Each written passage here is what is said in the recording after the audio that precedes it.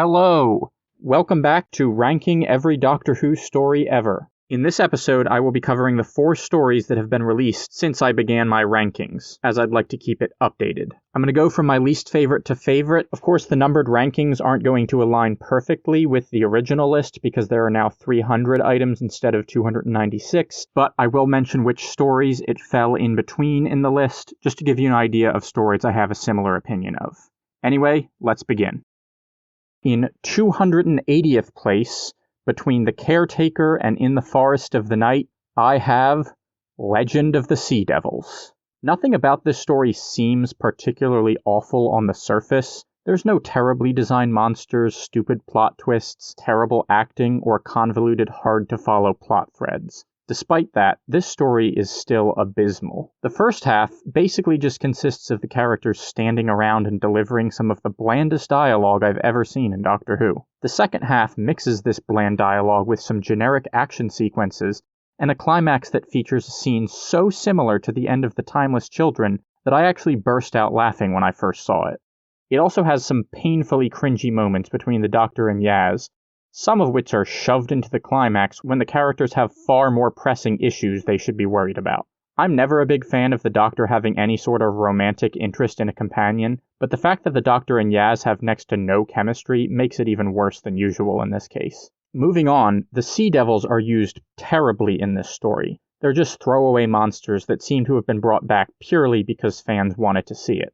Usually the Silurians and Sea Devils are treated as fairly nuanced and morally gray creatures, but in this one the Doctor treats them as if they're just any old enemy, and even has the gall to say that they regard Earth as their home planet, even though it objectively is their home planet. I did really like the design though. It felt faithful to the original, but updated enough to align with the modern day budget. I never would have thought that a story with pirates and Sea Devils could be this boring, but wow, it is. Now moving to 256th place, in between Journey to the Center of the TARDIS and Castrovalva, I have Revolution of the Daleks. I don't have many specific complaints about this story. It just felt very mediocre overall. The script was pretty weak, especially for a Dalek story. The episode should have had some epic speech or dialogue between the Doctor and the Daleks, but it just doesn't. Meanwhile, Ryan and Graham's goodbye scene was decent, but they didn't really have much to do in their final story. Robertson was a weak villain in his first story, so I wasn't too thrilled to see him return. The defense drones and the Doctor summoning a different squad of Daleks were both interesting concepts, but they both felt a bit rushed in this story, and similar concepts have been used before. It's certainly far from the worst thing out of the Chibnall era, but it's not one I'm planning on revisiting anytime soon. Now moving to 253rd, in between the Battle of Ranskor Av Kolos and Paradise Towers, I have Flux. This story isn't cohesive enough for me to review it without breaking it down part by part, but it also isn't detached enough for me to want to just separate the reviews entirely. So I'm going to review each part first, and then give my overall thoughts. Starting off with the Halloween Apocalypse. I would give this part a 4 out of 10 on its own. Considering that it is technically just the first episode of a 6-parter, I can forgive that most of this is just exposition. What I can't forgive is how it's all over the place and sets up way too many plot threads. The tunnels in the 1800s, Carvanista, Dan and Di, the guy in the prison, the couple in the Arctic Circle, the woman who gets taken by the Angels, Vinder, the Sontarns, and of course, a casual universe-ending event for good measure. Some of these do have decent payoff in later episodes, but others were completely unnecessary. Another issue I had is the Lupari. Why would a race ever evolve with the purpose of protecting another race from another planet? This never gets addressed, meaning that Lupari are nothing more than a plot contrivance. Also, I'm pretty sure they forgot to protect the sun from the flux, which seems like a pretty big oversight. Moving on to War of the Sontarns, which I would give a 6 out of 10 on its own. This one feels like a story that wasn't originally intended to be part of the Flux arc, and I wish it had stayed that way. Without all the Temple of Atropos stuff, it's a pretty decent historical, which makes the Sontarns the central villains for the first time since Series 4, and stays faithful to their warlike nature. That being said, there are some problems, such as the weak dialogue in the Doctor's confrontation with the Sontarn commander on the hill. It also seems quite silly that the Sontarns would not refuel in shifts instead of doing it all at once.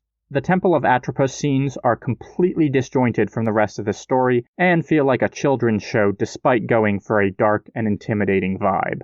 Moving on to part 3, Once Upon Time, which I would give a 1 out of 10 on its own. This is the episode that focuses most on the overall plot of the serial, so it isn't a good sign that this is the weakest episode yet, by far.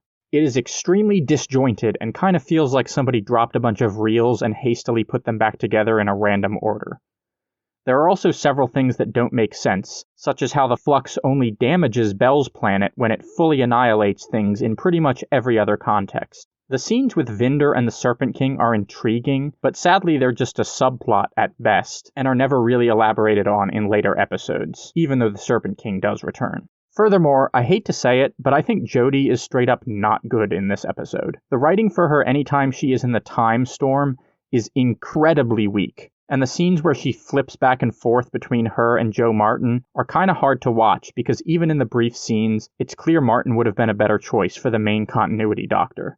She just has a certain presence and charisma that Jodie lacks. The Doctor isn't the only one with bad lines, though. I laughed out loud at the painfully cringy, "Love is the only mission, idiot." Now moving on to my favorite episode of this 6-parter, Village of the Angels, which I would give a 7 out of 10. I will forever lament the fact that this story was part of the Flux arc instead of its own thing, because it's quite possibly the best written episode of the Chibnall era in isolation. Characters like Jericho, Namaka, and even the elderly couple are characterized well and quickly. They actually feel like real individuals and aren't just there to ask the Doctor questions or press the doomsday button at the end of the story. Additionally, the atmosphere of the village is established well and helps to keep the Angels a scary villain. On the other hand, I wish this episode hadn't brought back the angel infection, and I really didn't like the angel talking to the Doctor about how it was a runaway from Division. I think the Angels work best as villains in their simplest form, and giving them voices or the ability to possess people makes them more generic villains. However, this episode is still great overall, and if you strip away all the story arc stuff, it easily could have been a 9 out of 10. Moving on to Survivors of the Flux, which I would give a 2 out of 10 on its own. I genuinely love all the scenes with Yaz, Dan, and Jericho.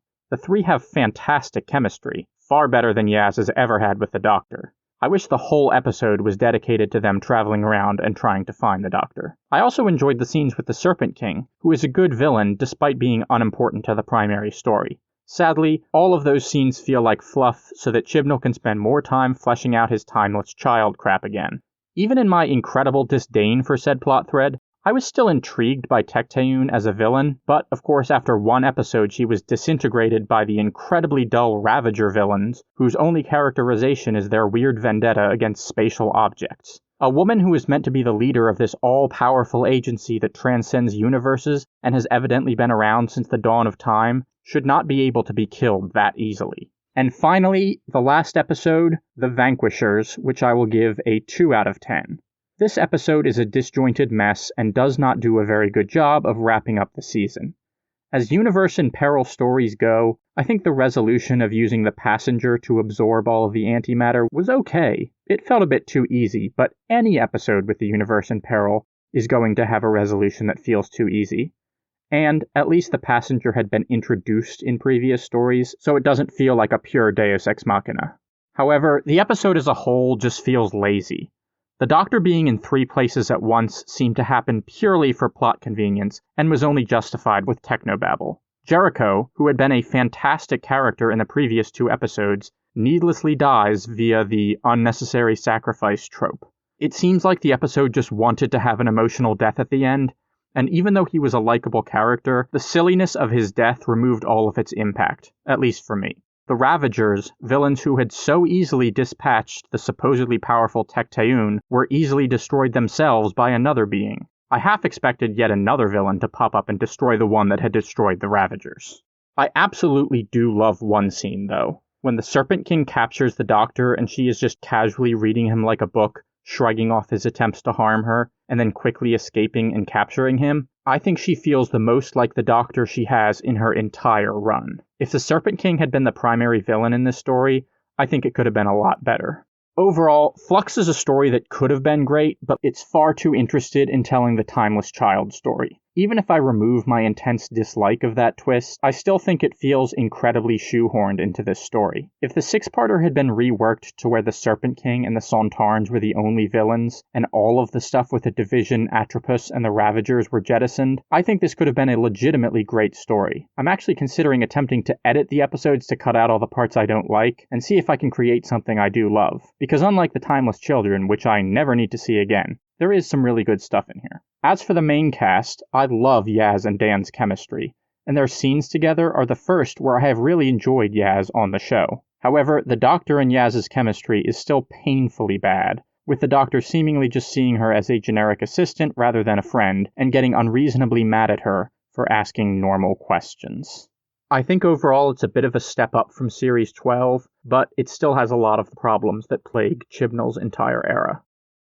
And in 82nd place, in between Amy's Choice and the Sunmakers, I have Eve of the Daleks. Having a self-contained story with a small cast and relatively small stakes was extremely refreshing after the previous story being pretty much the opposite. The time loop concept was good in theory, and I think it was executed fairly effectively. The episode is tense throughout, and it's interesting to see the characters have to adjust their plan after numerous failures. Sarah and Nick were both well characterized and felt like genuine, flawed people, although I thought their romance was completely unnecessary and weakened the story. My biggest issue with the story, though, was how the Daleks continued to send more and more Daleks. If this was a possibility, they could have just sent like 500 Daleks to guarantee the Doctor's death. But if instead there was just one or two caught in a time loop, they too, having to be extremely crafty and precise with their decision-making, would have made the story more interesting and re-established how much of a threat even a single Dalek is, along the lines of Series 1's Dalek. There are also some aspects of the plot that don't really make sense if you dive into it, but at least for me, it's such an enjoyable watch that I just try to ignore those issues and have fun. Alright, thank you for watching. Now that I'm all caught up with the new stuff, I am going to turn my attention to covering my 30 favorite Doctor Who stories. I am actually going to rewatch them all in preparation, so it could be a while before I upload the last 2 episodes. But see you then.